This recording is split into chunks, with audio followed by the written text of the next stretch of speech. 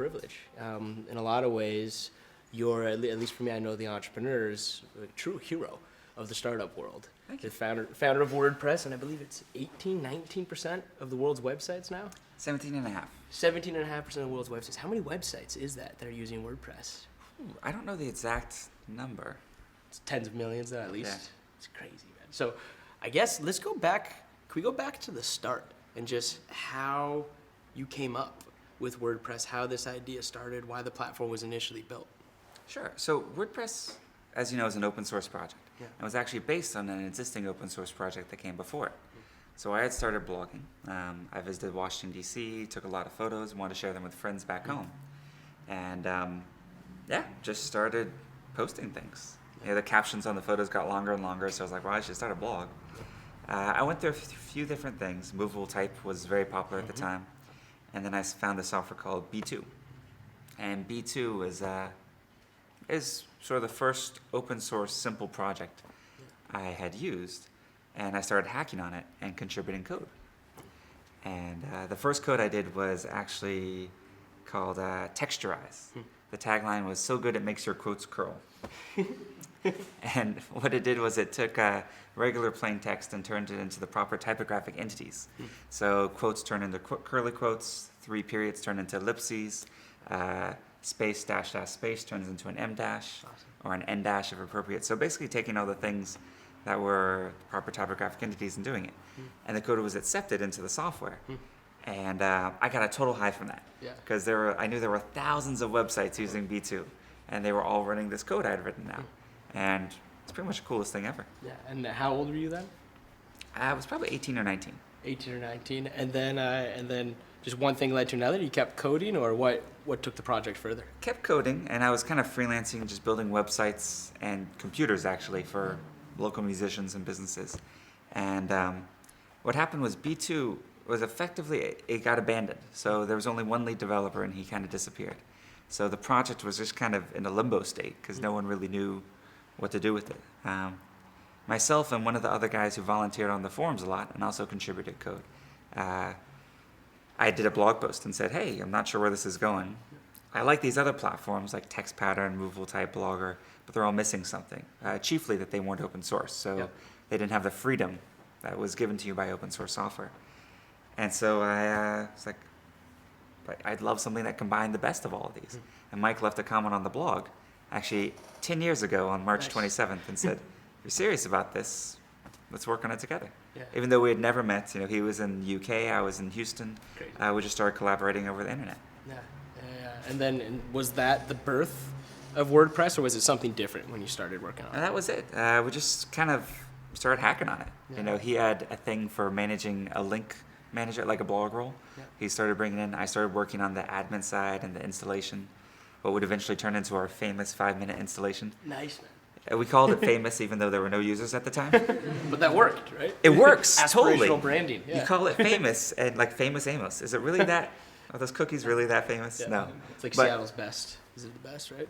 I don't know. But so that was actually sort of our first foray into branding and marketing. And it worked well. Yeah.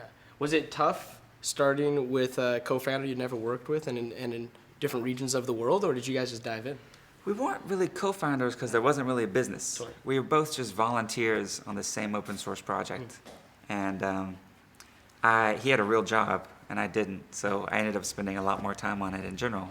But Mike was really key, especially in terms of he was a real programmer and I really hadn't had any formal training. So I learned a ton from just working with him. Yeah. And over all the years I was heavily involved with developing for WordPress. I learned so much from the other contributors. It made me a much, much better developer. So now you have hundreds of millions of users on this platform. It's what we run all of our websites on. WordPress is awesome. Thank you. But when did you start to realize that this could become something huge? It sounds like initially it was just kind of fun, something you're passionate about, you were your own customer. When did it start to get bigger than yourself? It was definitely a slow, organic growing over the first. In fact, I looked at an early interview. I was like, there might be 15,000 websites running this software. I was like, wow, that wasn't very many. The first thing was the first localization. So some fellow in Japan had downloaded this software. We had no translation framework, so he downloaded it and literally went line by line through tens of thousands of lines of code and changed every English string to a Japanese string. Who knows how many hours this took him, maybe hundreds. And it blew me away because loading the software, like I downloaded it and ran it. And it was so bizarre, surreal, and beautiful to see this thing that looked like what we had worked on and created, but with this beautiful, beautiful Japanese script everywhere. Like, it was almost like a different world, completely alien to me. And just the effort that he put into it, I was like, wow. Sort of got me out of my head in Texas to thinking about this as a global phenomenon. And then second, which was kind of our tipping point, was this software called Movable Type had 95% market share at the time.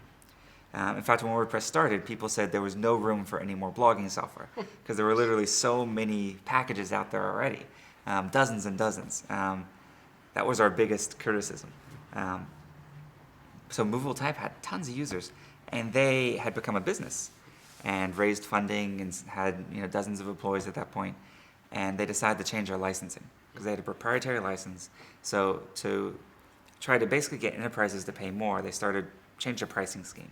So people who previously might pay $30 for unlimited blogs were going to pay hundreds and hundreds of dollars just to upgrade to the latest version. And the other mistake they made was they didn't add any features in the latest version. So it was kind of this, you'd have to pay a lot for really nothing new.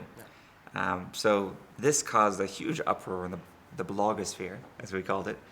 And a lot of the prominent Movable Type users ended up switching to WordPress, including one in particular. His name was Mark Pilgrim.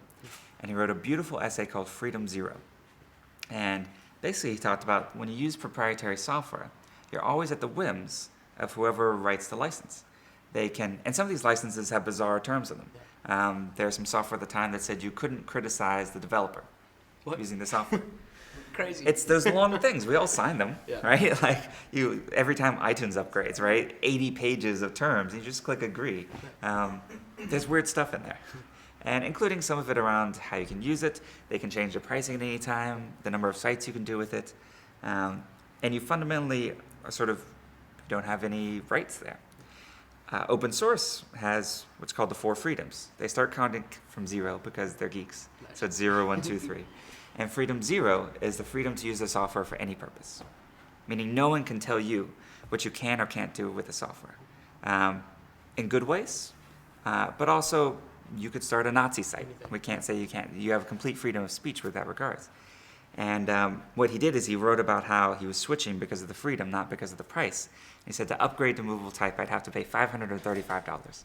I'm taking that money and I'm donating it to the WordPress developers. And by far, I think it's still the largest donation we ever got. And it really caused people to think about proprietary licenses and open source, and WordPress as an option there. That's awesome. And when you were building this, were you at home or were you in university?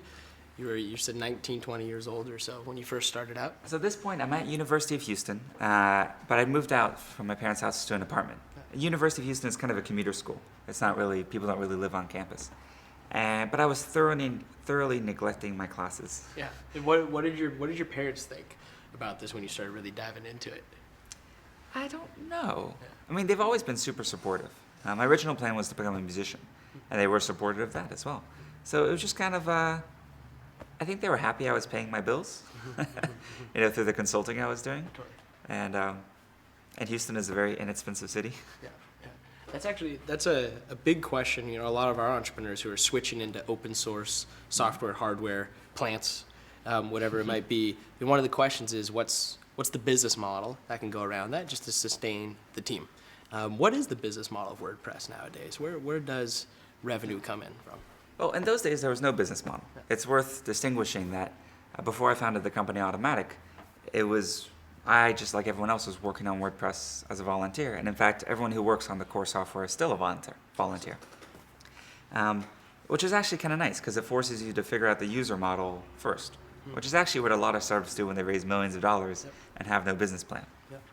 When I started Automatic, though, I wanted to create a sustainable business because primarily I wanted someplace I could work for a very long time and that I could enable other WordPress contributors to still work on WordPress and get a paycheck.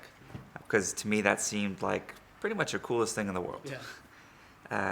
So from the beginning, even though we raised money, I wanted the company to be profitable. So at the time, I thought of it in terms of ringtones, right?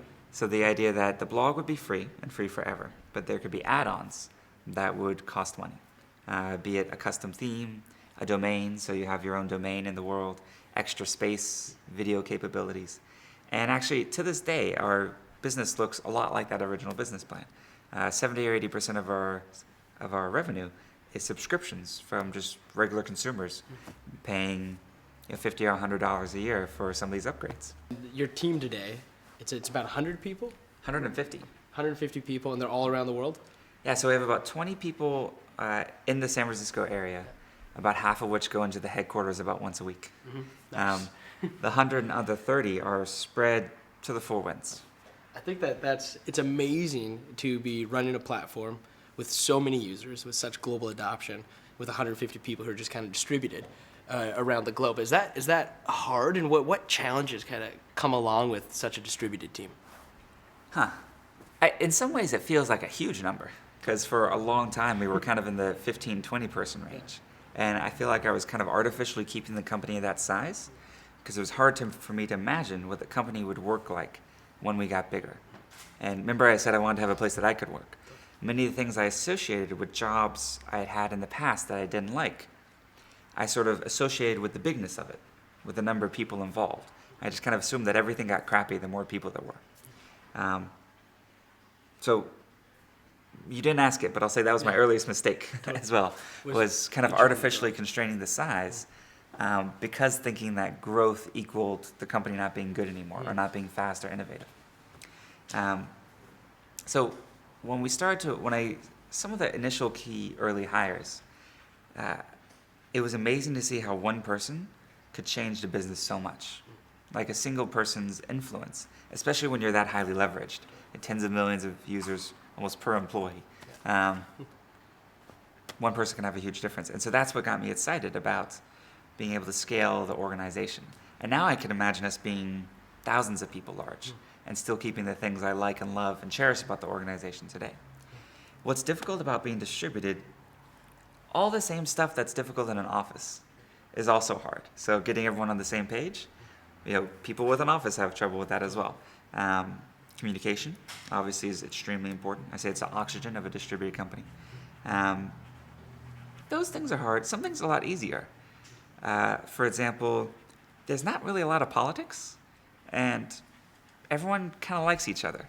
As a company, we actually get together, the whole company, once a year, and the individual teams, which are typically 5 to 10 people, 2 or 3 times a year. And we say what we save in office space costs, we blow on travel. Nice. So we let teams go wherever they want in the world. So there's been meetups in Athens, Barcelona, Hawaii, Japan, just pretty much anywhere. And it's kind of like, even if, like, let's say you're in the cubicle next to me and like you chew your food really loudly, and that grates me every single day, and I grow to like silently loathe you. You don't have that when you're distributed. You can chew your food however you want. You can sort of design your own office that is going to be infinite. Everyone can have a corner office. There's no sort of jockeying for position or being next to the noisy ping pong table or anything like that. So it kind of takes out a lot of the normal office dynamics and just focuses on results. I don't care what people wear, whether they have shoes on or not, whether they are, what color they are, how they speak. Really the only things that are important are written communication and getting stuff done. What is the culture that you hope to see out of this team? Are there any core values that you guys work with? Yeah, we published it. We have a creed that, I don't even remember how it was written, probably in an open source way, a few years ago, and we actually put it on our employment offers. So when we send someone an offer to join the company, it's got all the legal stuff, which we actually put in a legalese tag. And then at the bottom, below all that, it has the creed, and then below that is where you sign. So just the idea that you're not just taking a job with these legal obligations, sort of signing up. Number one is I will always be learning. Awesome. Just the idea that almost nothing else matters. I know that we're a technology company. The technologies that we're going to be primarily using 5 years from now are not what we're using today. So it almost really doesn't matter hiring someone who has 5 years experience or 10 years experience in anything. All that matters is, are they curious? Are they always going to be sort of advancing, approaching their work as a craft, not just as a job, so always trying to make themselves better? Do they have good taste? You can't teach taste. And good work ethic. Yeah, that's it. You talked about one of the mistakes they've kind of made along the way, controlling the growth of the team, trying to keep it small. Sure. What other mistakes have you made along the way that when you look back on them, you're like, wow, should have done that one differently? So many. Often the mistakes are opportunity costs rather than something that's an actual big mistake. So the not hiring, I think, was an opportunity cost. We probably could have grown quicker earlier had I been more comfortable with running a large organization. And then the silly things, like, for example, we had subscriptions, like I mentioned before, but they didn't actually renew. So you had to come back every year and rebuy everything, which naturally has a higher attrition rate, churn rate, than if you renew it, which every company in the entire world does. It turns out every company does that because our revenue pretty much started doubling as soon as we did renewals. When I think about of all the years we didn't do renewals, I feel a little silly. And I think we're very lucky to have extremely patient investors that have allowed me to make many of my own mistakes. What would you say if an entrepreneur has a company, an idea, there's a lot of promise behind it, they're going out to raise a round. What are maybe the 2 or 3 biggest misconceptions of that process? I mean, common mistakes I see are that the idea is important. That's actually the biggest one. Other than that, I would say there's a million little things around terms. But luckily, there's sites like Venture Hacks now that just have such incredible information around all the standard documents. And documents have become more standard. People do convertible notes instead of investment. Everything is just like, I would say, 100 times easier and simpler than it was even 7 or 8 years ago when Automatic started. Typically, the funding environment has changed, though. Even though the terms are better than ever, investors have higher expectations for traction coming in. So, we had a lot of traction when we raised our first round, which was $1 million, 1.1 actually. Because there were already hundreds of thousands of users of WordPress. Even though I was 19, 20, I already kind of proved myself at this sort of thing. And so there was less market or product risk. Today, it's kind of standard to have 50 or 100,000 users before you even raise your seed round, where before you would have raised $1 million and then built it.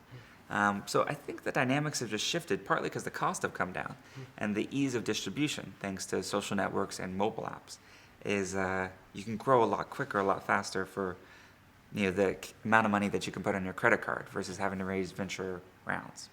The other main misconception is that people think that investors are in it forever, I guess. And investors have timelines just like anyone else. And in fact, many VC funds, they have a vintage, meaning if it started in, let's say, 2000, they might have 7 or 10 years to return the money to their investors, possibly with a 3-year extension. So if you raised money, and you could have raised money in 2004, but if they invested you in that 2000 fund, around 2013, the clock is ticking. They are forced to give their money back to investors. Their investors, they are limited partners. People a lot of times say that taking an investor is like getting married. Not really, though. It's more like having a kid with someone, to be honest. It's a lot more intimate because you're kind of stuck together for, call it 18 years. Regardless of whether you want to be or not, or want to get a divorce or not, or whatever it is, you still have this shared thing, your company, your child, that you're now partners in. And so you want to go into it with someone that you want to be with through the good and the bad, in sickness and in health, so the exit does you part. And nowadays, you're doing some angel investing yourself, right? I've done about 35 angel investments, yeah. Awesome. So now when you're on the investor side of the equation, what is it that you're really looking for in the projects that you're getting behind? Well, it's a little bit easier because I'm not a real investor, Yeah. right? It's not my job. So it's not like I have LPs that I have to show returns to or a vintage fund that I have to pay back at some point.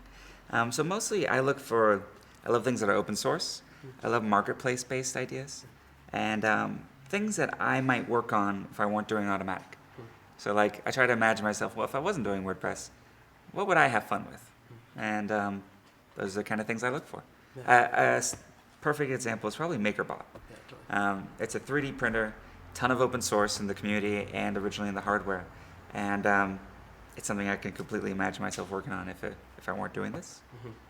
And with MakerBot specifically, I know some of it's gone kind of closed source. Yeah. With the hardware, how do you think that was the right decision for the company to make? No, I don't actually. Yeah. That's another nice thing about being an angel, though, is that I'm not joining boards, I'm not telling entrepreneurs what to do, so I'm at their service. Yeah. And that's the way I think it's best to approach it as an investor. Sort of never bug people, but always pick up the phone when they call. And so for you now, you have this incredible global user base. You have a team working around the world. You probably have, tens of thousands of volunteers who contribute to the platform. What's next for WordPress? Where is it moving? I obsess over that other 83% of the web that we don't have yet. And so, there's a much longer road ahead of us than what we've done so far. We're about to hit 10 years. But I'm not at all satisfied with the software or with what we've done in terms of our mission, which is to democratize publishing for the world. It's such a small fraction. There's 6.999 billion people who don't have a website yet, who don't have a blog yet, who don't have WordPress yet. And the reach to them, it's funny because we've kind of had to recreate the product almost from scratch every kind of 3 to 4 years. And so while I've been working on something called WordPress for a while now, the actual reality of the day-to-day what I do and what we're working on has changed a ton. From being really just very simplistic blog software, being powerful blog software, being a CMS, something people build their entire website with. Today, more and more people are using it as actually an application platform, not unlike a Django or Ruby on Rails. They're building things that don't look like a blog or website at all. Mobile apps. So, to me, that's what keeps it really engaging and what gets me excited to go to work every day. Will you stick with the company as the founder? Is this your life's work? Yeah, I never plan to leave. The nice thing is that even within the company, we have different things at different stages.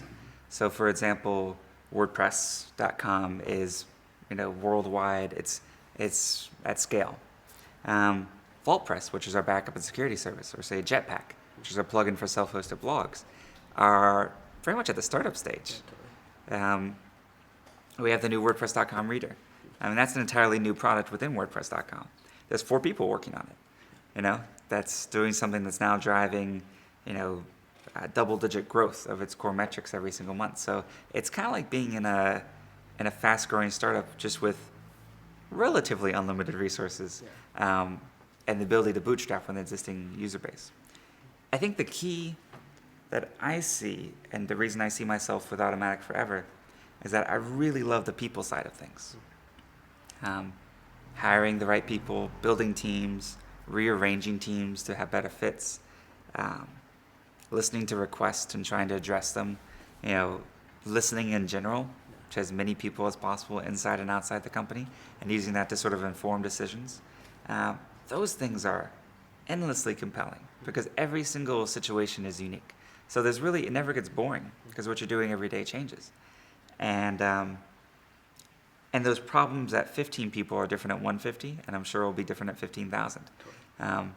But when it's so beautiful to see the growth, also of people within it. Folks who joined when we were 5 or 10 people are now running a significant percentage of the web. Guys who had never done that before. People who had never been leads before might start in support and literally work their way up to the highest levels of the company. We've been around long enough that that's happened more than a few times, and it's incredibly rewarding. What compelled you to fly halfway across the world and join us? I was actually going to turn that around and say, what compelled you to ask me to? Yeah, really? Yeah. I think that for me personally, you're somebody I really look up to as an entrepreneur. I think you lean in with your values first, and to see that be really successful is something I think we can all learn from. Cool, thank you. I came out because it seemed really crazy, and you guys have not disappointed. So, the curse of, I would say, a distributed company is I've actually been very busy on this trip. Because you can't really stop working just because you're out of the office. The office is wherever you have a laptop and internet. And if the internet's not good, it's a little frustrating. I racked up about, I think, $75 in tethering charges yesterday, and because the internet was down on the ship for a couple of hours. And I was like, very quickly, and they send you a text message every $25. I'm like, this is getting pricey. And I was just doing like lightweight stuff. I wasn't even like streaming Hulu or something. Yeah, so that's what's great for me, is that part of the reason I designed the company to be like this is to afford the flexibility to be from anywhere. And the global aspect of Unreasonable at Sea excited me. Both the idea, it's also cool that you can go different places and maybe have businesses and contacts in these different countries. But also just the idea that you can do the work while on a freaking boat going around the world. Seems like a huge challenge, but constraints breed creativity. I know that when I've been in situations where I'm a little more offline, it's actually fantastic for the team because they step up. There was a WordPress meetup last night I went to, which was a lot of fun. So I got to meet a lot of the local Cape Town WordPress community. I had a miss. WordPress.com, obviously our largest thing, doesn't have a general manager or anything.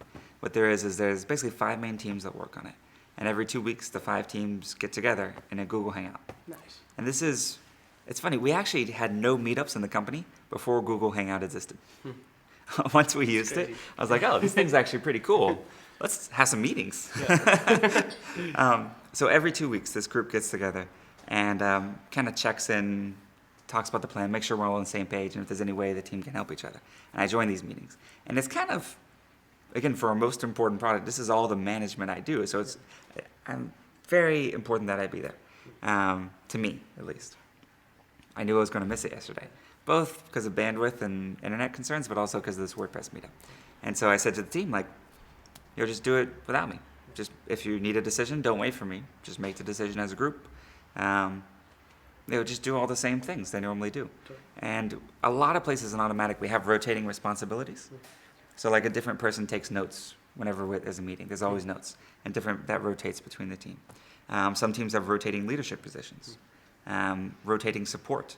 So every person who joins the company, whether the CFO or our office manager, does 3 weeks of support to start. And then every team loops back and does a week of that, at least once a year. So some of these rotating roles, I think, help people, think of the business more as an owner. Because if you're an owner or a founder, you do everything. Totally. My team was actually called janitorial. Because we just do whatever it takes. If that means a mop, we grab the mop and we clean up. And I think you also develop empathy for the importance of some of these other positions. Support is just as hard a job as our CFO.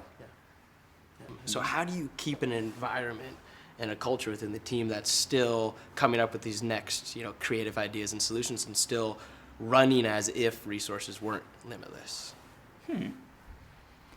Well, we're very limited in human capital. So we've never been financially capital constrained because of the success we've had so far in our financial metrics, any amount of money we need, as long as I can think of a halfway decent plan for it. Yeah. And even sometimes when I haven't had a halfway decent plan, there's been lots of capital available. It's always been gated by people. And again, one of the things I learned a lot is that as we've gotten more people, the breadth and depth of what we're able to do has gotten a lot deeper. And so we're able to do deep work on many more things. Where before, I feel like we do a lot of version 1.0s and then just forget about it and never come back to it. So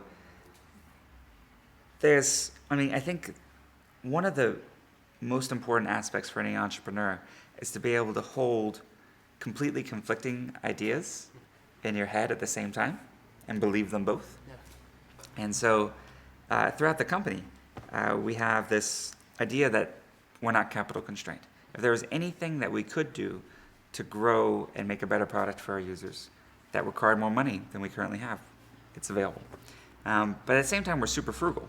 And I think frugality is just a state of mind. It's how you do your servers. It's how you travel. It's how you what you order when the team's at dinner.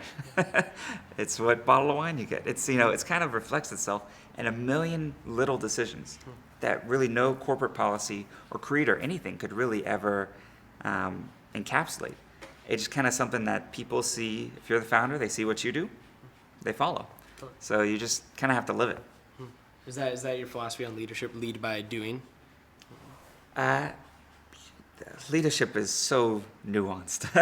Yes, you have to lead by doing. Whatever you do, as a founder, the most important things you do are hire and set the culture. And so whatever you do becomes the culture. Another mistake I learned was I get a lot of email. And so I like being efficient when I'm emailing, which sometimes means that I can be economical with my words. It turns out that online this comes across as very curt, or people would actually think I'm angry all the time, which, if you know me, seems not the case. I'm actually super laid back. But online I came across just very abrupt. So sort of had to learn to say hello at the beginning of emails, sign them, say in 20 words what I might normally say in 5 or 8. Smileys are amazing. They go a long way. Use them liberally, but not passive aggressively. That's a key as well. Wow, that really sucked. Wink. So just sort of being a little more nuanced, particularly in text-based communication, was really key. And also just learning to pick up the phone or go to Skype or Google Chat a lot more has been, I think, key in me having a better empathy, and also folks being able to relate more and be on the same page with what I'm thinking and what I'm at.